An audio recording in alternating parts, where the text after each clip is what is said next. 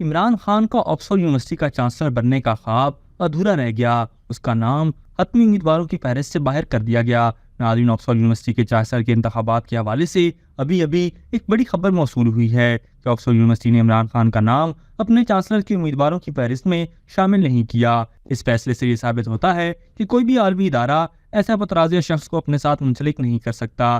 University کا کہنا ہے کہ عمران خان ایک سزا یافتہ مجرم ہے، یہ عملی سیاست میں سرگرم ہے، ممبر آف پارلیمنٹ بننے کی کوشش بھی کر رہا ہے اور اس پر کرپشن سمیت خواتین کے حوالے سے نازیبا زبان استعمال کرنے کے الزامات بھی ہیں۔ یہ سب وجوہات انہیں آکسفورڈ یونیورسٹی کے چانسلر بننے کے قابل نہیں بناتے اور یہی وجہ ہے کہ آکسفورڈ یونیورسٹی نے انہیں اس عہدے کے لیے ڈسکوالیفائی کر دیا ہے۔ ناظرین، کسی بھی ادارے، خاص طور پر اتنے معزز ادارے کے لیے ایسے متنازع شخص کو اپنا چانسلر بنانا ایک ناممکن ترین عمل ہے۔ اب ناظرین، اس کے علاوہ آپریشن گولڈ سمتھ جو عمران خان کو دوبارہ اقتدار میں لانے کے لیے چل رہا ہے، پوری طاقت سے متحرک ہو چکا ہے اور اس پر ابھی تک ملینز آف پاؤنڈز خرچ ہو چکے ہیں۔ اس آپریشن کا مرکزی کردار Jemima gold Smith Imran Khan کی سابقہ اہلیہ ہیں جو اب کھل کر میدان میں آ چکی ہیں۔ انہوں نے حال ہی میں ٹویٹر پر دعویٰ کیا کہ عمران خان سے کسی کی ملاقات نہیں ہو رہی، نہ ان کے بیٹوں سے، نہ ہی ان کے وکلاء سے۔ انہوں نے عمران خان کی صحت پر بھی خدشات ظاہر کیے، لیکن پاکستان تحریک انصاف کے چیئرمین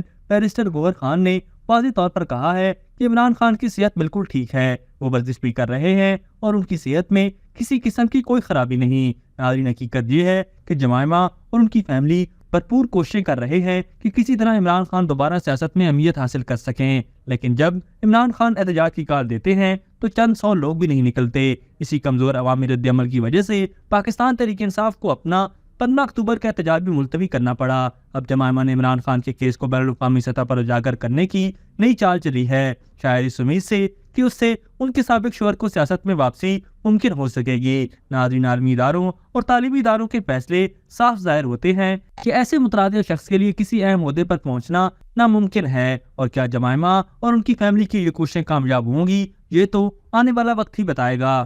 ابھی تک کے لیے صرف اتنا ہی۔ مزید دلچسپ اور تازہ ترین خبروں سے آگاہ رہنے کے لیے ہمارے چینل اسلام آباد انسائیڈر کو سبسکرائب کرنا مت بھولیے، اور اگر ہماری یہ ویڈیو آپ کو اچھی لگی ہے تو اسے لائک کر دیں اور اپنی قیمتی رائے کا اظہار نیچے دیے گئے کمنٹ سیکشن میں ضرور کریں۔